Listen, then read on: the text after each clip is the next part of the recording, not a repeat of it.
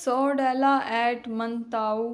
यह कविता सॉर्डेलो नाम के एक काल्पनिक कवि के बारे में है जो इटली के मंटुआ शहर में रहता था। यह कविता सॉर्डेलो नाम के काल्पनिक कवि के बारे में है जो इटली के मंटुआ शहर में रहता था। कवि उसकी जिंदगी, उसकी कला, उसकी महत्वाकांक्षाओं और उसकी निराशाओं के बारे में बताती है। यह एक लंबी और थोड़ी मुश्किल कविता है, लेकिन इसका मूल विचार यह है कि एक प्रतिभाशाली कलाकार की कहानी। सॉर्डेलो एक बहुत ही प्रतिभाशाली गायक और कवि है। उसकी आवाज़ में जादू है और उसकी कविताएं अद्भुत हैं। लोग उसकी कला की प्रशंसा करते हैं। अकेलापन और संघर्ष।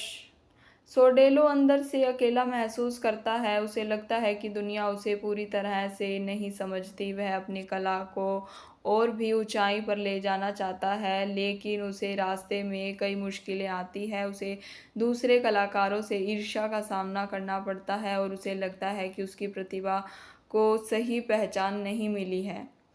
सोडेलो बड़े सपने देखता है। वह चाहता है कि उसकी कला लोगों के दिलों को छू जाए और उसे अमर बना दे, लेकिन धीरे धीरे उसे एहसास होता है कि उसके सपने शायद कभी पूरे नहीं होंगे। वास्तविकता उसके सपनों से अलग है।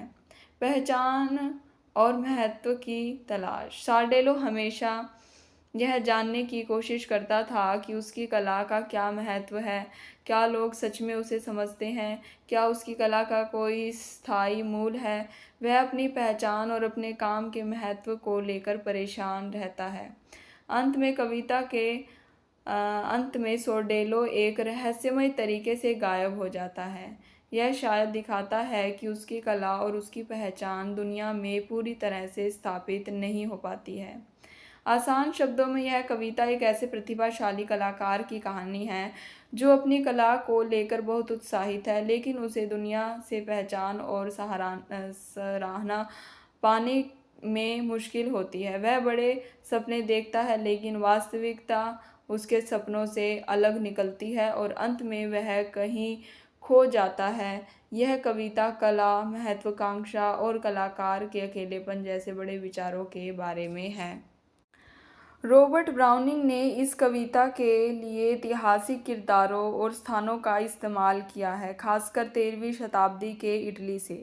सार्डेलो वास्तव में एक ऐतिहासिक व्यक्ति था, एक ट्रोबडोर, प्रेम गीत गाने वाला कवि। हालांकि ब्राउनिंग ने उसके जीवन की घटनाओं को अपनी कल्पना के अनुसार ढाला है।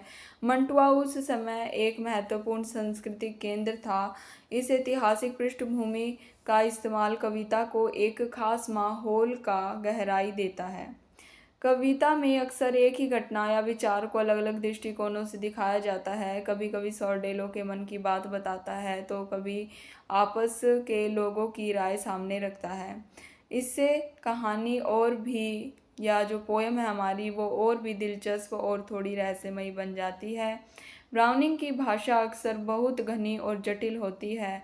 वे एक ही पंक्ति में कई विचारों को पिरो देते हैं, जिससे कविता को समझना थोड़ा मुश्किल हो जाता है, लेकिन यह उसकी गहराई को भी बढ़ाता है। उसकी शैली नाटकीय और भावात्मक होती है, जो सॉर्डेलो के अंदरूनी संघर्ष को प्रभावी ढंग से दिखाती है। यह कविता सिर्फ सॉर्डेलो की कहानी नहीं है, बल्कि यह कला के स्वरूप और एक कलाकार के समाज में स्थान के बारे में भी सवाल उठाती है। क्या एक कलाकार को अपनी कला के लिए समझौता करना चाहिए? क्या सच्ची कला को हमेशा सराहा जाता है? सॉर्डेलो के अनुभव इन बड़े सवालों पर रोशनी डालते हैं।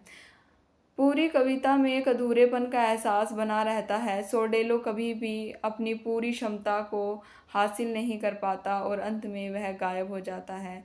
यह शायद कला की क्षणभंगुर प्रकृति या कलाकार के कभी न संतुष्ट होने वाले स्वभाव को दिखाती है। ब्राउनिंग सॉर्डेलो के मन की गहराई में उतरता है।